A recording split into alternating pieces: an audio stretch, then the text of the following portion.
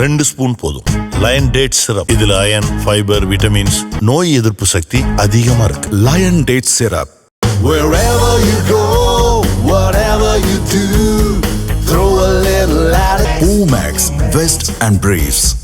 கோவை கொடிசியா வளாகத்தில் இயற்கை வேளாண் மாநாட்டை பிரதமர் மோடி நேற்று முன்தினம் துவங்கி வைத்தார். பின்னர் தமிழக அரசியல் நிலவரம் தொடர்பாக தமிழக பாஜக மூத்த நிர்வாகிகளிடம் சில நிமிடங்கள் மோடி பேசியுள்ளார்.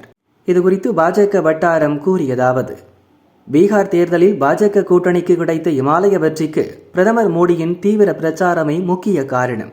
பீகார் வெற்றியால் கோவையில் நடந்த நிகழ்ச்சியில் பங்கேற்ற மோடி மகிழ்ச்சியுடன் இருந்தார்.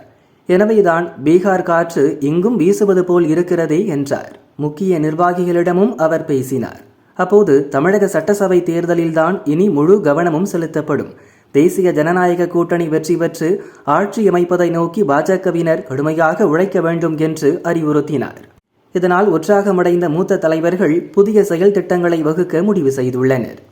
மாநில மாவட்ட நிர்வாகிகளை அழைத்து பேசி பூத் கமிட்டி கூட்டம், புதிய வாக்காளர்களை சேர்ப்பது உள்ளிட்ட பணிகளில் தீவிரமாக செயல்படுமாறு அறிவுறுத்தி வருகின்றனர் என்று பாஜக வட்டாரம் கூறியது.